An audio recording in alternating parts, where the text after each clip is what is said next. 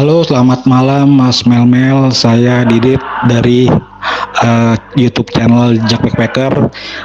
Saya pertama kali ingin menanyakan satu hal dulu nih Mas. Pertanyaan pertama yaitu hubungan apa Mas Melmel dengan kedua korban yaitu Vina dan Eki, juga Linda. Ya, selamat malam juga Mas. Ini saya dari saksi yang ada di TKP terakhir. Jadi di sini Mas, saya dengan adik Eki dan Pina itu memiliki hubungan yang sangat dekat ya. Tapi di luar daripada geng motor. Karena adik Eki itu seperti adik saya sendiri.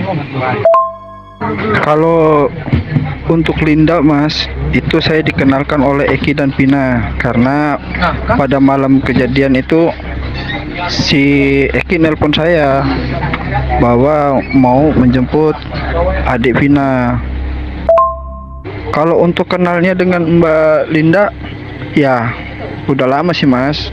Cuma belum pernah yang namanya kita jalan bareng. Yang adanya itu saya dan Eki aja. Jadi ketika Eki punya masalah dengan Pina, Eki cerita dengan saya, curhat. Begitupun dengan Pina.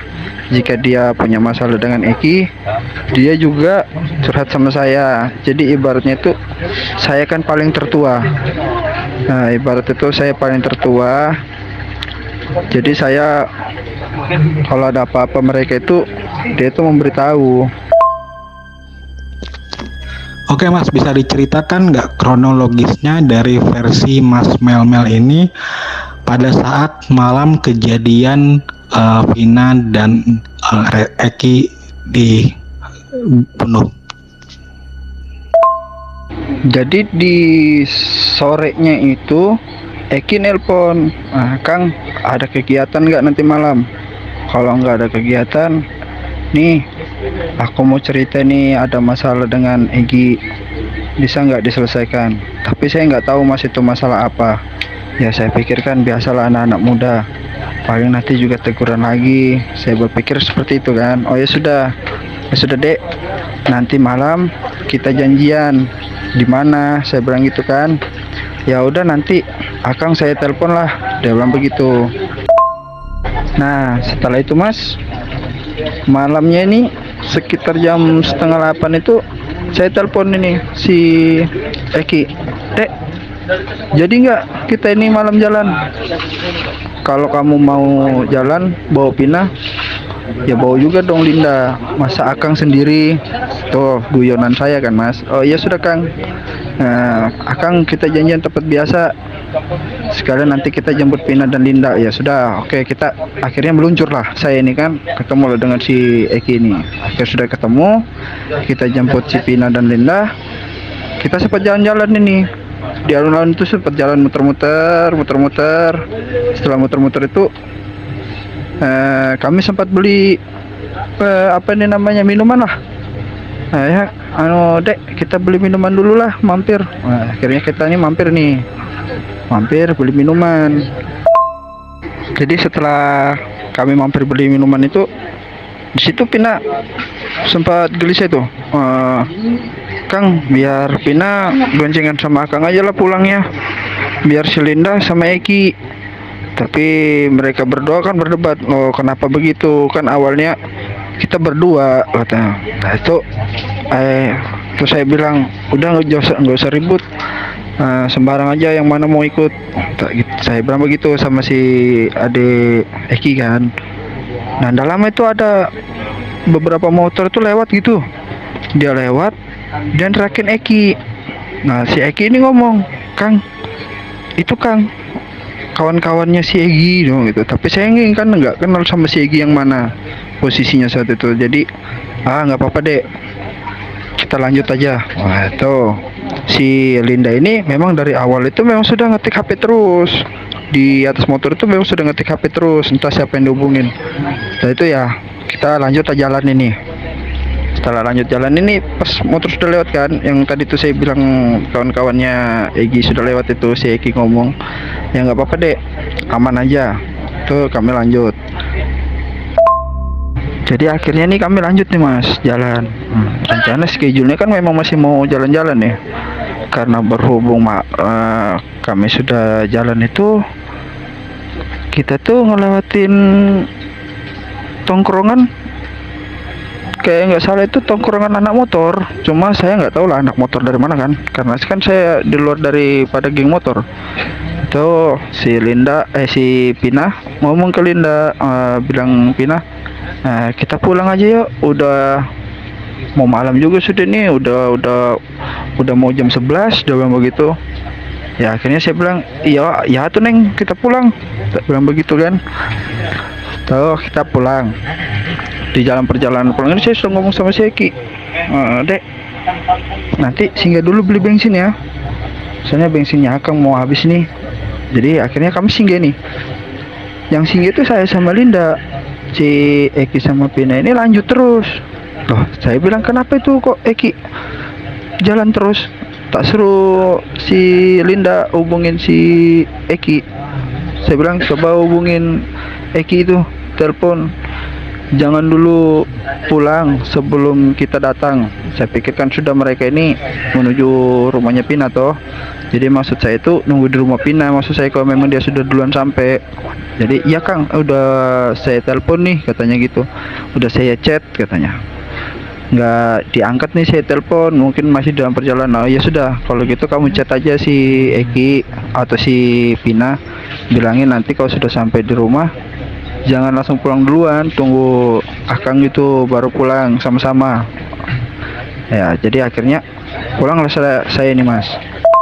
Ya pas itu tuh saya langsung antar Linda ini pulang ke rumah mas.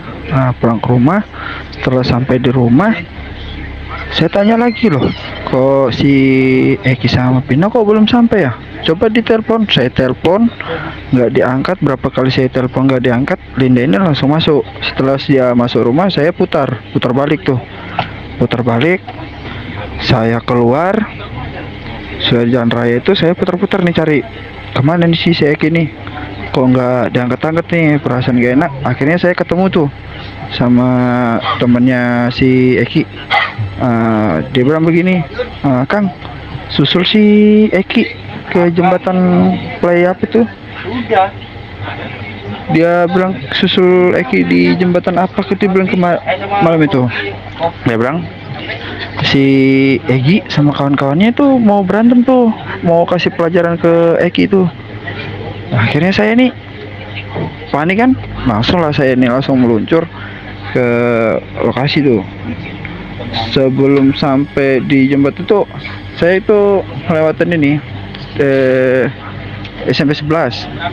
Nah di SMP 11 itu saya taruh motor tuh, saya lihat tuh mereka tuh di dalam. Saya juga nggak berani untuk masuk ke dalam karena ini Pina sama Eki ini sudah dipukulin gitu. Tuh ada warung yang masih buka ya mas, ya nggak buka full, maksudnya itu sudah mau tutup lah. Di situ tuh ada laki-laki mas, saya ajakin untuk masuk ke dalam, nggak berani. Nah dia nggak berani masuk ke dalam, akhirnya saya lah memberanikan diri ngendap, akhirnya mereka itu ya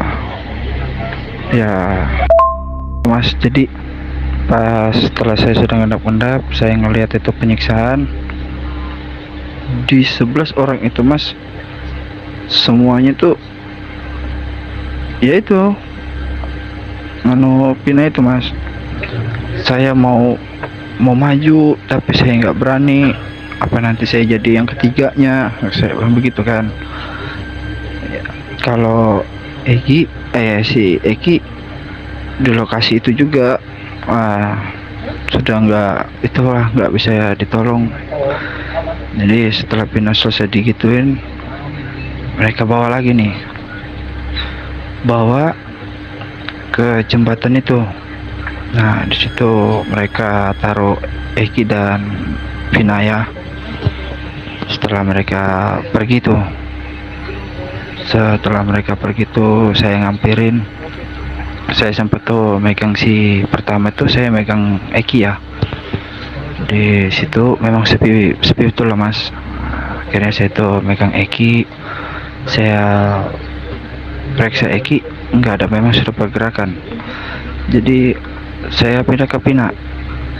Pina ini kan sudah sebagian bawahnya kan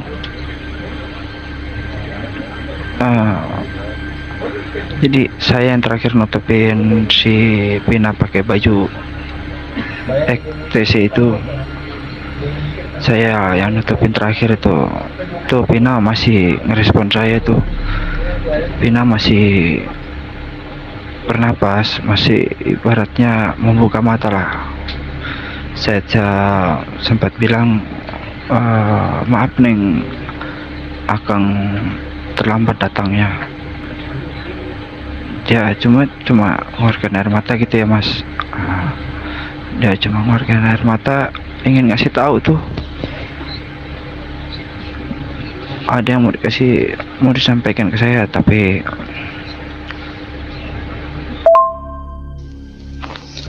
Halo Mas, ini saya tanya nih Mas, sekali lagi Mas, apa benar sejujur-jujurnya Mas melihat Vina dan Eki dipukulin dan dilecehkan saat malam itu Mas? Ini saya tanya sekali lagi ya Mas ya. untuk sementara bukan saya tidak berani, cuma untuk melawan mereka itu kita harus pintar. Jadi setelah itu kita lanjutkan tadi ya Mas. Jadi setelah itu saya bilang sama Neng Pina begitu, saya cari bantuan, pergi cari bantuan, saya putar-putar nih cari bantuan pergi. Saya pertama datangin itu warung yang pertama saya datangin, yang ada mas-mas yang saya ajak itu, ternyata sudah nggak ada Mas, udah tutup, udah nggak ada. Saya gedor-gedor pun nggak ada keluar. Setelah itu akhirnya saya balik nih. Saya sudah balik itu udah rame ya Mas, udah rame, sudah pada ngumpul nih. Sudah ketika itu rame, saya maju nih, saya ngeliat ini beberapa tersangka yang tadi ikut mukulin Pina itu di ke lokasi itu. Cuma ya saya nggak bisa berbuat apa-apa Mas. Jadi saya pas mau melangkah maju, sontak dalam hati tuh kayak ada yang nahan Mas. Kang, udah, Akang nggak usah maju, Akang cukup ambil foto kami terakhir. Seperti itulah bisikan itu ya Mas. Jadi akhirnya saya ambil nih foto, makanya saya kenakan itu foto itu, ada saya kenakan sepatu ya. Nah itu sepatu samping saya itu si Eki Mas. Akhirnya saya foto, tapi saya nggak bisa ngambil foto langsung satu badannya, jadi saya ngambil foto dari bawah ya Mas. Lihat itu sepatunya Eki. Setelah itu rame sudah nih Mas, rame. Pina itu masih, kalau saya bilang masih ada napas lah, masih waktu dibawa ke rumah sakit pun itu masih. Jadi saya nih perjalanan ini bingung ini Mas, kemana saya mau mengadu nih. Akhirnya saya punya teman yang satu kampung, saya cerita nih, ayo kita ke rumahnya Pina. Ternyata beberapa tersangka itu sudah duluan ke rumahnya Pina, ngabarkan bahwa Pina itu kecelakaan ya Mas ya. Saya tetap ada Mas, cuma di kalangan itu nggak ada yang kenal saya sama sekali, karena memang saya pribadinya kenal sama Eki dan Pina aja. Jadi waktu itu HP-nya Pina ditahan sama polisi, semuanya lah Mas ya. Tuh akhirnya polisi menyimpulkan kalau itu kecelakaan ya Mas.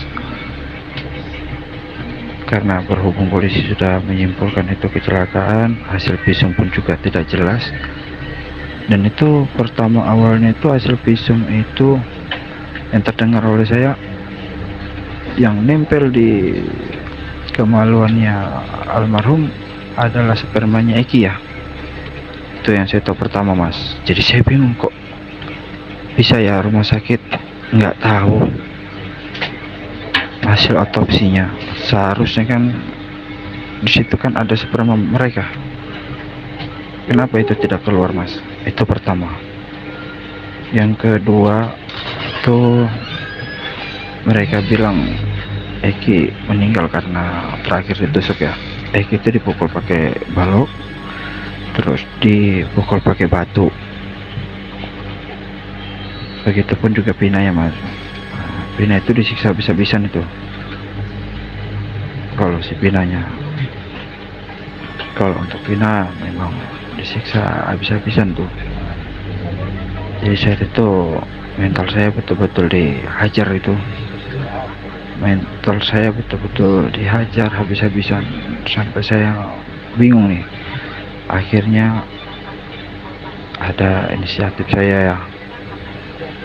Ada salah satu temannya Linda itu, ya cewek juga. Ternyata si Linda ini suka sama si Eki, tapi si Eki nggak merespon gitu ya. Ya itu cerita cinta monyet mereka lah ceritanya, Mas. Saya kan nggak menuju ke situ hari tuh. Jadi ada nih teman saya nih, si ya pokoknya adalah nggak usah saya sebut ya. Dia ngomong terakhir yang malam itu ngasih tahu ke Egi bahwa Pina dan Eki itu akan melewati situ. Itu sudah disetting, Mas. Sudah disetting sama si Dinda ya. Nah, itu sudah disetting sama Linda. Jadi malam itu si Linda lah yang memberitahu ke Egi bahwa si Pina lagi bersama si Eki. Tuh. Setelah itu beberapa harinya ya. Beberapa harinya itu saya langsung hilang. Di situ Pina menyebutkan 12 orang, bukan 11, 12.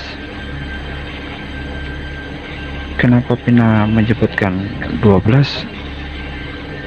Karena Pina taunya yang ada di TKP, bukan yang di luar di TKP. Nah, Mas, saya penasaran sama ini nih pas kejadian di eksekusinya itu. Berarti Masnya tahu dong ya wajah-wajah para tersangka saat itu kan masih tersangka ya. Tersangka yang mengeksekusi dan melecehkan Vina di tempat depan SMP 11 itu ya, Mas ya. Dan kalau memang tahu wajah-wajahnya, apakah para tersangka yang diciduk polisi saat itu merupakan orang-orang yang Mas lihat di TKP di malam itu? Kalau untuk yang 8 tersangka itu sudah saya pastikan iya, Mas. Nggak ada yang katanya salah tangkap. Itu sudah 100% iya. Sekarang asumsinya kalau memang mereka 8 orang itu disiksa oleh polisi, apakah mungkin ini ya, Mas ya, apakah mungkin polisi akan membunuh mereka? Kalau memang mereka nggak bersalah, kenapa coba nggak mengelak di saat 2016 silam itu? Karena di sini masih ada saya. Kenapa Pina menyebutkan 12 orang? 12 orang yang disebutkan Pina itu terakhirnya adalah saya. Karena yang disebut yang di lokasi ya, Mas, yang di TKP. Tapi Pina tidak menyorot ke saya karena memang di situ saya nggak terlibat kasus pembunuhan ini ya. Di situ saya ingin menyelamatkan, dan di situ juga saya sudah seperti kakak lah buat mereka ini berdua. Orang yang pertama tersakiti itu adalah saya, Mas. Jika hukum tidak bisa memonis mereka, maka hukum saya sendiri yang akan memonis mereka. Ingat kata-kata Pina yang terakhir dia ucapkan, kalau polisi tidak bisa menghukum, maka Pina akan kasih mati semua. Itu betul Mas. Itu mutlak pasti terjadi. Dan jangan sangka si Sakala itu akan bebas berkeliaran.